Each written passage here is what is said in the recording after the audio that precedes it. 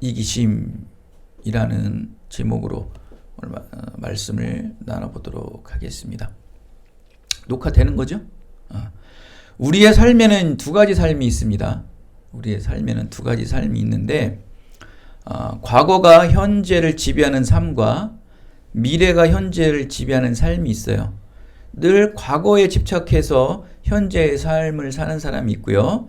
미래의 소망과 희망을 바라보며 현재를 열심히 살아가는 사람이 있다는 거예요. 여러분은 전자입니까? 후자입니까? 늘 우리 사람들 만나보면 내가 옛날에 요즘은 이렇게 젊은 사람들이 그 라떼라를 싫어한다며 꼰대를 라떼라고 그러잖아요. 나 때는 말이야, 뭐 때는 말이야 그러면서 늘 예전 거를 가지고서 현재의 삶을 지배받고 살아가느냐. 과거는 과거고 앞으로 우리가 이뤄야 될 희망과 또 소망과 비전을 위해 현재의 삶을 지배받고 살아가느냐. 이거 굉장히 달라요. 뭐 MBTI 뭐 이런 거 맨날 따질 필요가 있는 게 아니고 이것을 봐야 돼요. 과거에 집착해 살아가는 사람이냐, 미래를 지향하며 살아가는 사람이냐. 여러분 잘 알다시피 항상 이 시대의 선구자가 되고 이 시대의 앞선자가 되려면은 항상 미래를 지향하는 사람이 이 시대를 선도하고 있습니다. 바로 그리스도인들. 제가 늘 강조해요. 정말 이 목회하면서 정말 하루도 쉬지 않고 여러분에게 설교하고 또 기도하는 것이 미래를 볼 줄 알아야 된다. 앞을 내다볼 줄 알아야 된다. 이게 믿음의 사람이라는 거예요.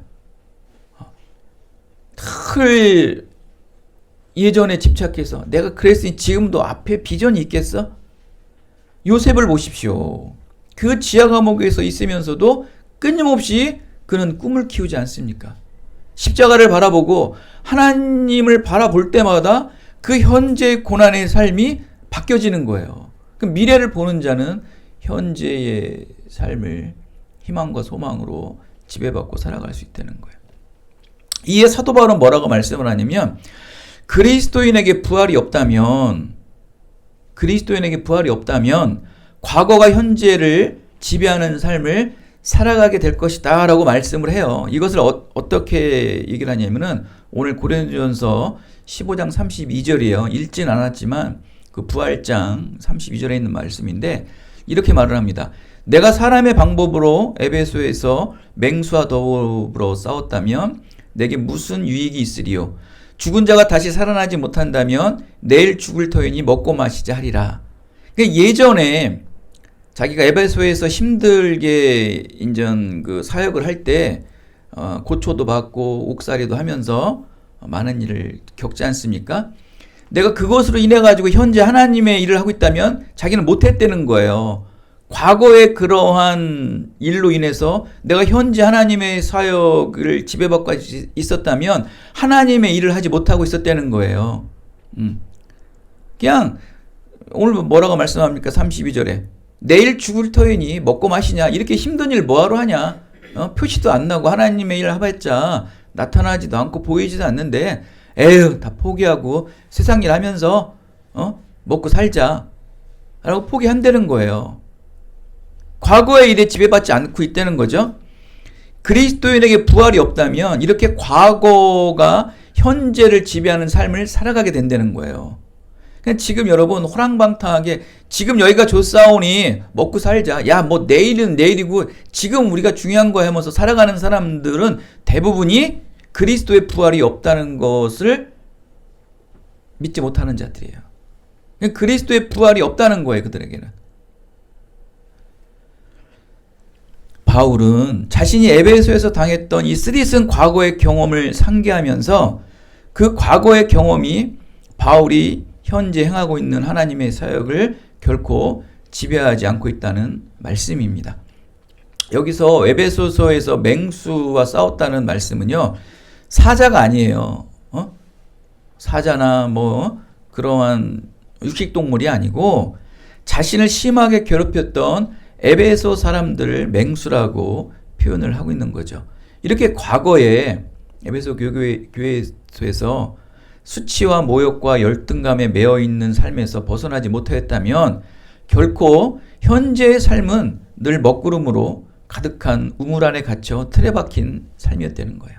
그리고 하나님의 일, 하나님의 사역은 이룰 수 없다는 거예요. 1차 전도여행, 2차 전도여행, 3차 전도여행 이룰 수 없었다는 거예요. 그 고난에 매이지 않았다는 거예요. 그 시험에 매이지 않았다는 거예요. 그 사람들에게 수치와 모욕과 열등감에 매이지 않았다는 거예요. 그것을 이겨내어서 미래의 소망을 바라보며 나갔다는 거예요. 그 부활의 신앙이 그에게 있었다는 거예요. 그러니까 부활의 신앙이 없는 자는 늘 과거에 매여가지고 현재의 삶을 살아가지만 부활의 신앙이 있는 자에게는 늘 현재의 삶을 지배하기 때문에 희망과 소망을 누리며 살아간다는 거예요. 이게 사도 바울이 말하는 부활의 신앙이라는 거예요. 여러분은 어디에 속하십니까?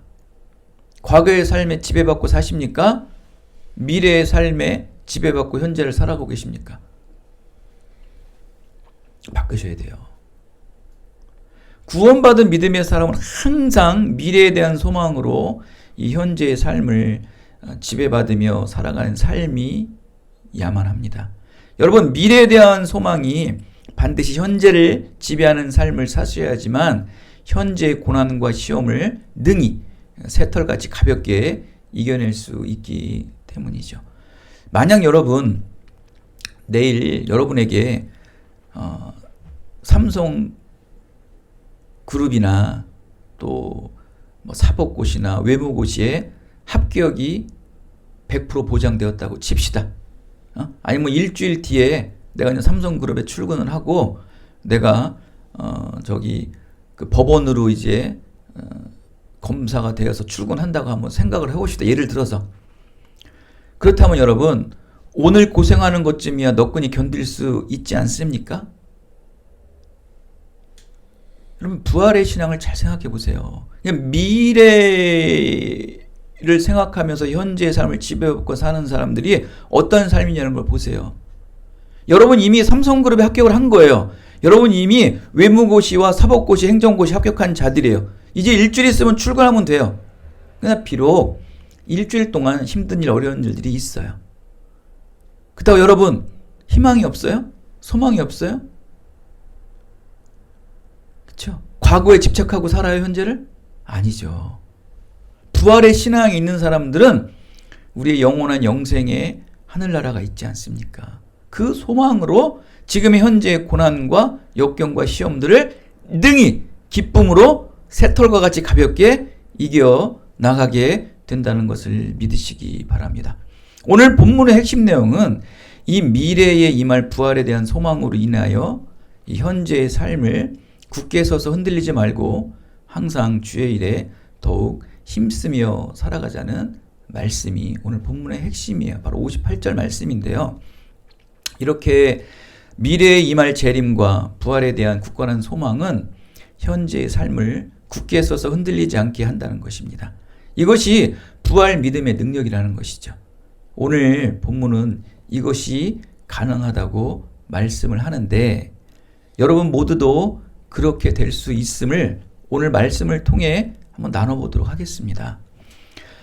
먼저 이 두 가지의 믿음이 오늘 말씀을 통해 믿어져야 돼요. 바로 이 부활은 역사적 사실이다라는 말씀과 또 죽음이 있다. 죽음이 있다. 그러니까 죽음이 죽었다. 죽음을 삼켜서 먹어버렸다. 죽음을 이겼다. 라는 이 두 가지의 큰 대주제의 신앙이 여러분들에게 오늘 이 말씀을 통해 믿어지게 되시기를 예수 그리스도의 이름으로 축원드립니다. 먼저 본문은 미래에 임할 이 부활에 대한 소망은 이 현재의 삶을 굳게 서서 흔들리지 않게 한다는 부활 믿음의 능력을 이 역사적 종말을 통해 50절에서 53절 말씀으로 증명하고 있어요. 이 50절에서 53절 말씀은 신자의 부활이 역사적으로 일어난 팩트이며 리얼이라고 오늘 말씀을 하는 거예요. 죽은 자들이 부활할 때 현재의 혈과 육 그대로 있는 것이 아니라 새로운 몸으로 부활하게 될 것이다 라고 말씀을 오늘 50절에서 53절을 말하는데 왜 이 사실을 말하냐면요. 이거를 왜 사도 바울이 말씀에 기록을 했냐면은 역사적 사실이 있었기 때문에 그러는 거예요. 그게 누구예요?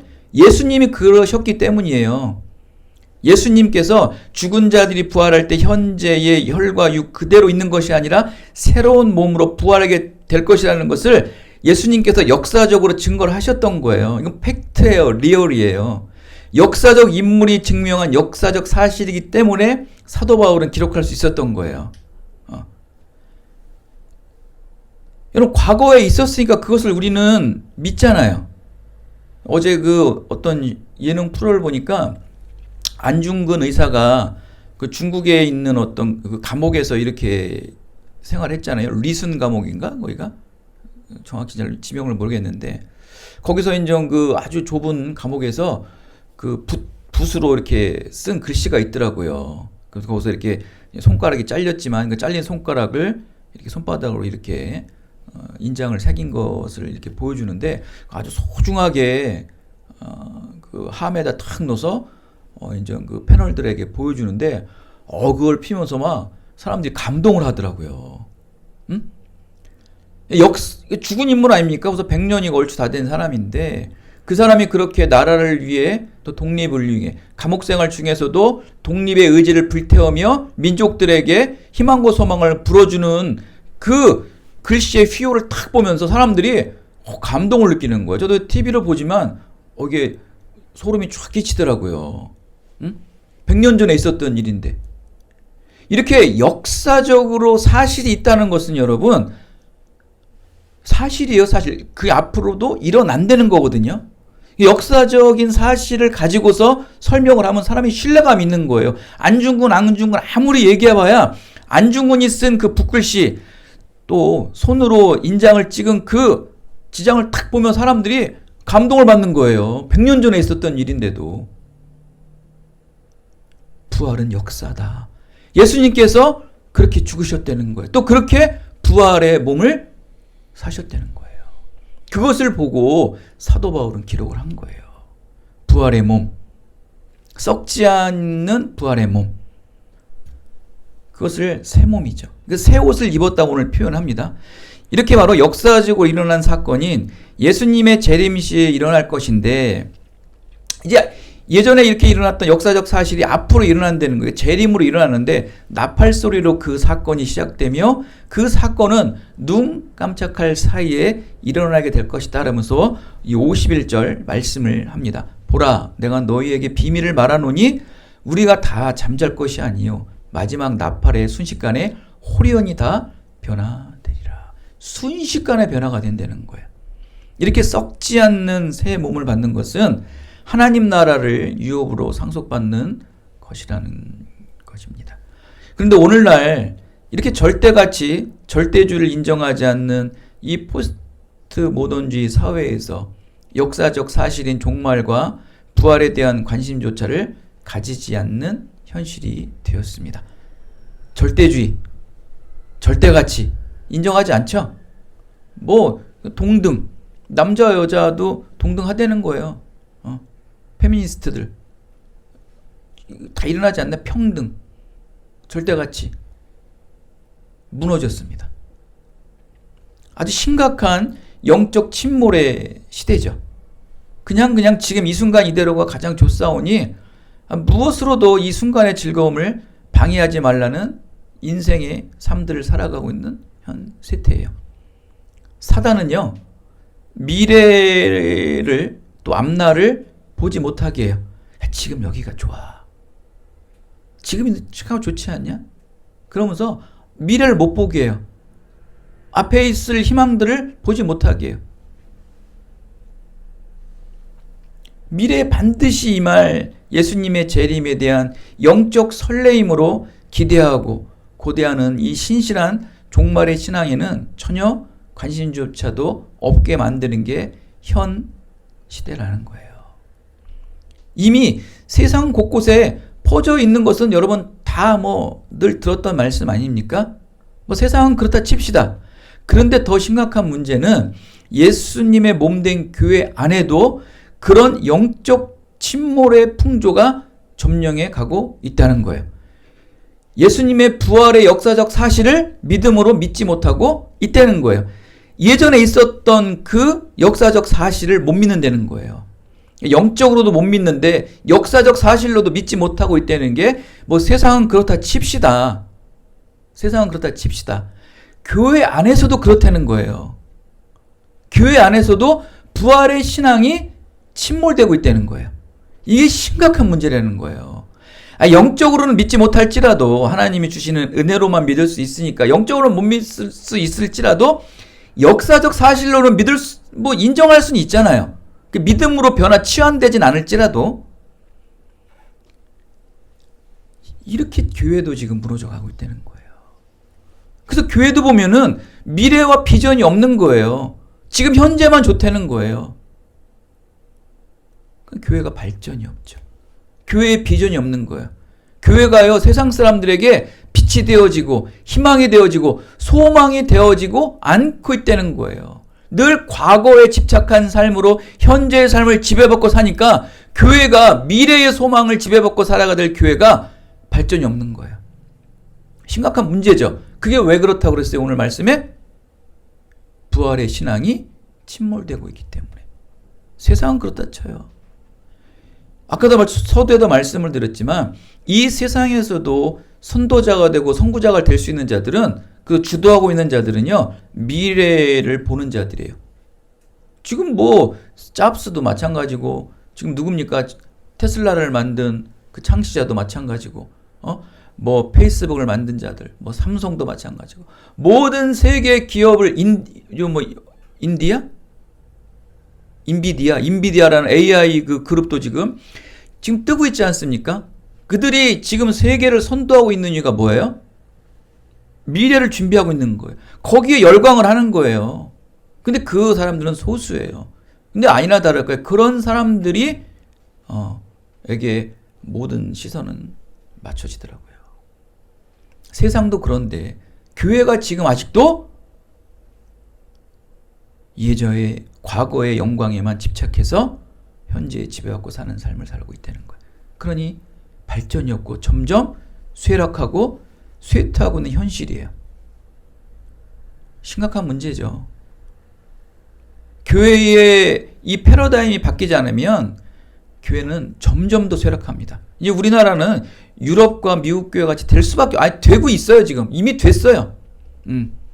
이제 그 대형 처치들, 메가처치들 이제 무너지는 날은 이제 시간 싸움이에요. 왜냐면 노령화가 되는데 여러분 어떻게 버팁니까? 그 어마어마한 그 교회의 유지비, 인건비들을 어떻게 버틸 겁니까, 여러분?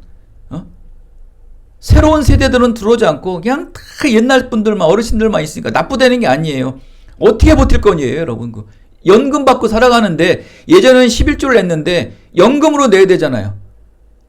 교회 재정이 줄 수밖에 없는 거예요, 여러분. 그 예전의 영광에만 현재의 삶을 집착해 살다 보니까 교회는 쇠락하는 거예요. 못 감당. 여러분 보십시오.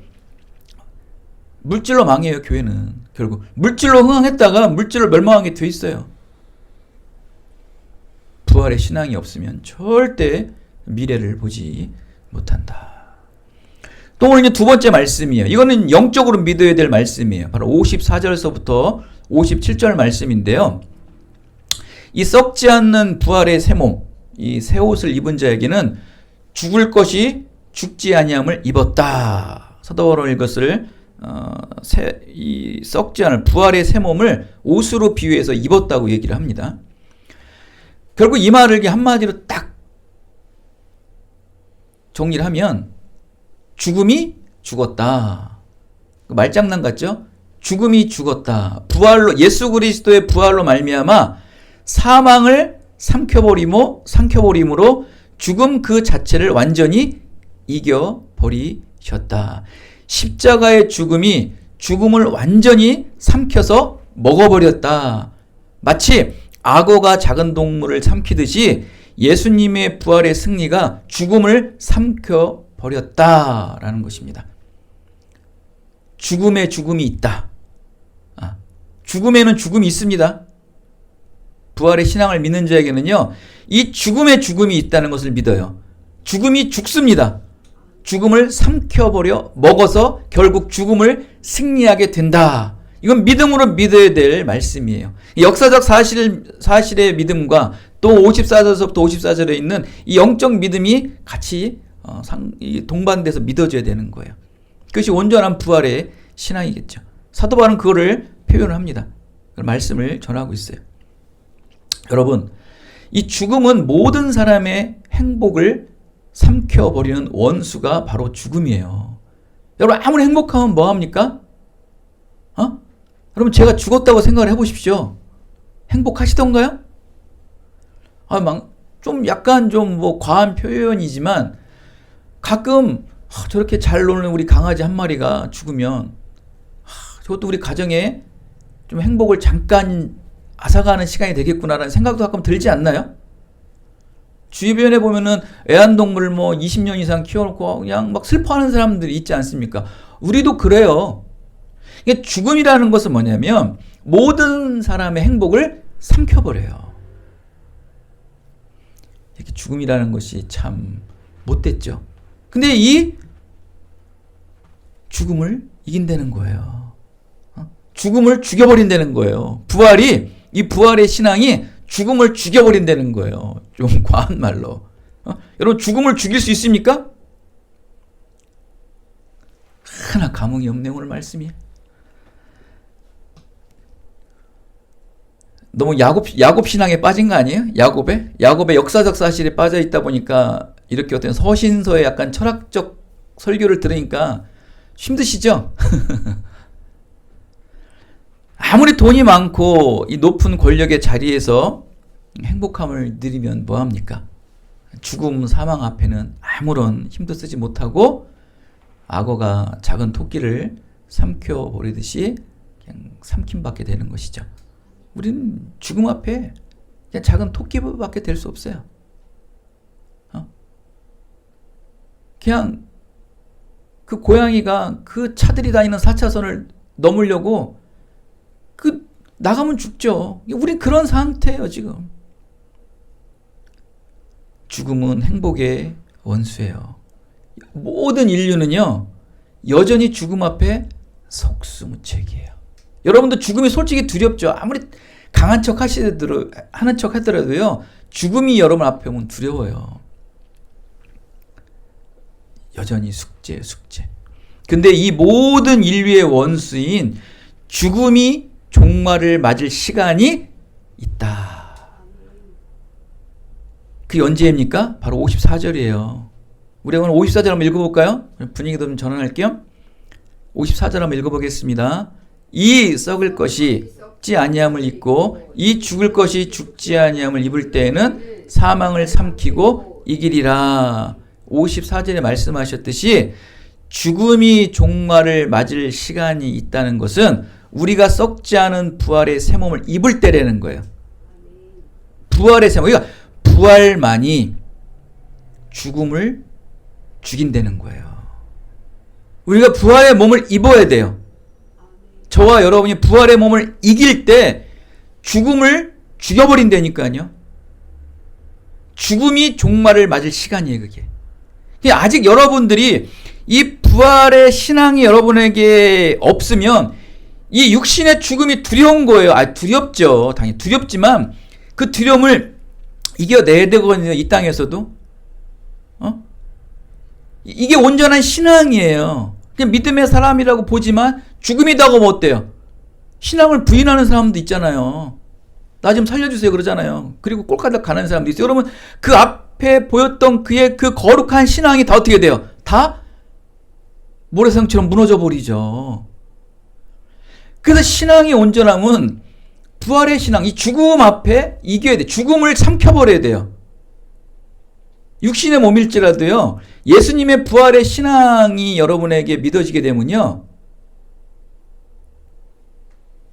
죽음을 삼켜버린다니까요. 죽음을 이겨버린다니까요. 죽음을 여러분이 죽여버린다니까요. 와, 이런 걸 보면 그렇게도 모든 인류를 공포에 떨게 하고 주님이신 예수님마저도 이 십자가의 죽음의 고난 직전에 이 잔, 즉 죽음의 잔을 내게서 지나가게 하여 주시옵소서라고 기도하지 않습니까? 우리가 금요일날 설교했던 것처럼. 모든 인류, 모든 사람들은 예전에도 그렇고 현재도 그렇고 앞으로도 있을 모든 인류는요, 죽음 앞에 다 두려워해요. 하나님이신 예수님께서도요, 십자가에 못 박혀 돌아가시기 전에 이 죽음의 잔을 나에게서 지나가게 하면 안 될까요? 라고 할 정도로 죽음 앞에 두렵고 떠셨어요. 이게 죽음이에요. 하나님이신 예수님도 죽음 앞에 떠셨다고요. 그러면서 제자들아, 나와 좀 기도 좀 같이 해주면 안 되겠니? 라고 할 정도예요. 그 강하신 분이, 그 절대자이신 분이. 그 여러분 죽음 앞에 센 척하지 마세요. 속수무책이에요. 인간은요, 죽음 앞에 속수무책이에요.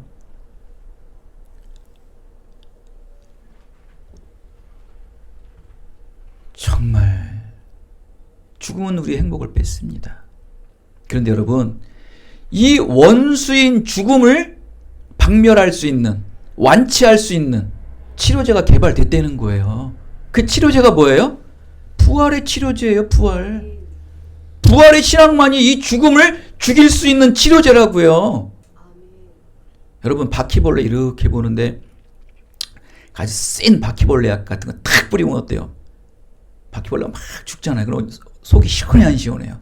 솔직히 시원하죠? 나중에 이제 뭐 좀 이렇게 벌레를 집기가 조금 껄끄러워서 그렇지 시원하다고요.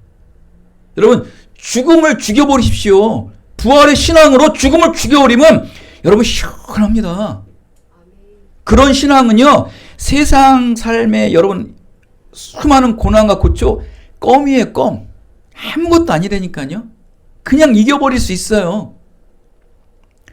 암을 완치하고 불치병을 한 알만 복용하면 완치하는 이 치료제를 개발되었다는 것 같이 암을 정복하고 노화를 정복하듯이 예수님의 부활은 죽음을 정복하였다.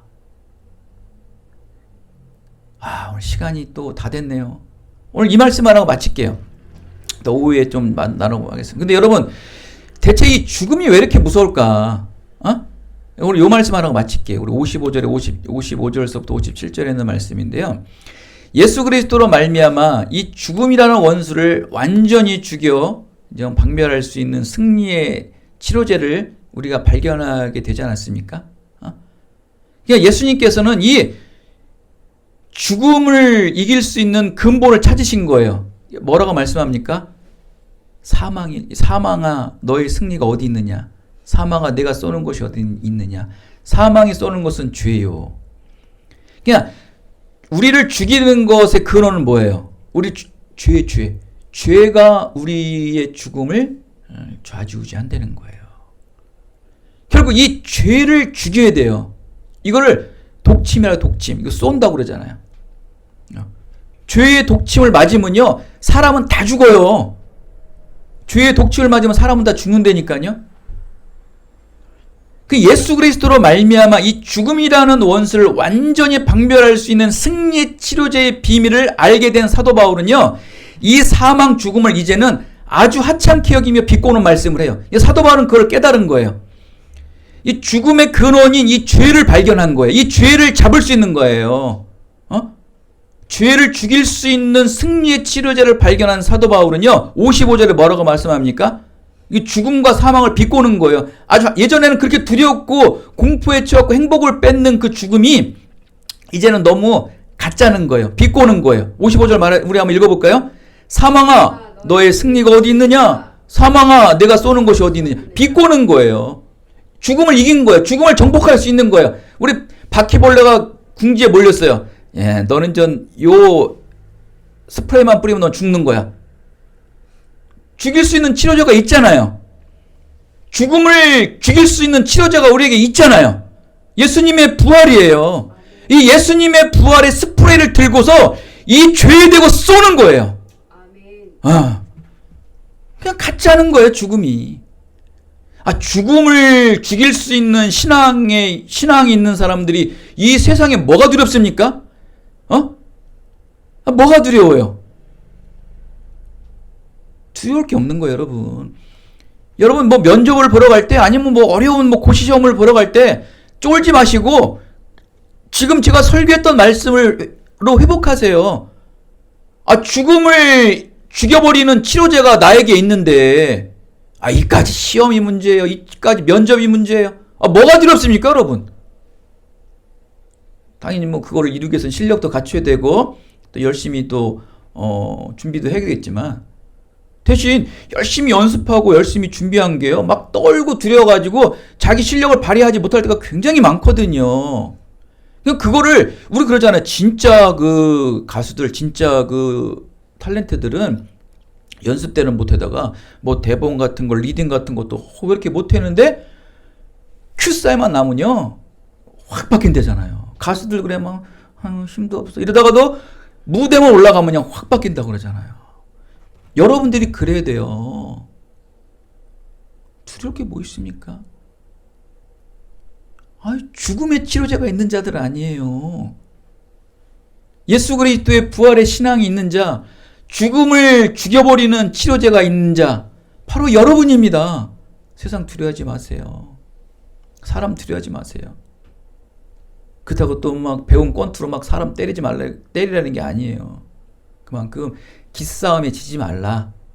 그 사람들과의 그런 어떠한 그런 인격적인 싸움에서 지지 말라. 담대하게 여러분이 점령을 해 나가시라는 거예요. 이렇게 오늘 뭐 오후에 말씀을 드리는데 이 죄를 우리가 독침이라고 제가 말하지 않습니까? 죄의 독침을 확 쏘면 사람은 죽는 거예요.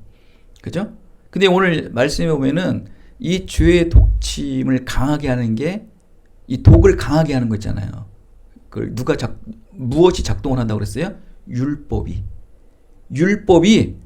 죄를 알게 하잖아요. 근데 율법은요 계속 죄만 알게 해요. 우리 법을 알면 어때? 다 죄죠. 다 법과 어기는 거 아니에요. 그죠? 교통법을 알면 야 저거 뭐 몇 미터 뭐 안전거리를 안 했어. 뭐 신호도 아니. 교통법을 알면 그냥 다 사람들이 운전하는 게 다 보이는 거예요. 그러니까 율법을 알면 할수록 뭐만 보여? 죄에 올매이는 거예요. 죄의 굴레에 쌓이는 거예요. 그러니까 율법을 알면은 계속 사람을 죄의 독침으로 쏘는 거예요. 정죄. 너 쥐는 깨끗한가? 응? 그러니까 율법은 좋은 기능도 있지만 나쁜 기능도 있어. 죄를 알게 하는 기능도 있지만 너무 죄를 깊이 그냥 다 모든 만사가 다 죄예요. 다. 이게 심각하다는 거예요. 이게 사람을 죽이는 거예요. 다. 그 안에 부활의 신앙이 들어가겠어요? 사람의 죄만 쏘는 자들이 그 부활의 희망의 말씀들이 들어가겠냐는 거예요. 사랑하는 여러분, 이 죄를 이기는, 죄를 죽여버리는 여러분 예수 그리스도의 부활의 치료제가 있는 자에게는요, 우리 58절 읽으면서 말씀을 마칠게요. 그러므로 내 사랑하는 형제들아, 견실하며 흔들리지 말고 항상 주의 일에 더 힘쓰는 자들이 되라. 이는 너희 수고가 바로 미래의 소망을 가지고 현재의 삶을 지배받고 사는 자의 모습입니다. 지금 내 삶에 비록 하나님의 사역의 열매가 당장 보이지 않을지라도 지금과 같이 예배하고 지금같이 기도하고 지금같이 말씀에 더 순종하여서 살아가라는 거예요. 지금의 하나님의 사역에 결코 흔들리지 말라는 거예요.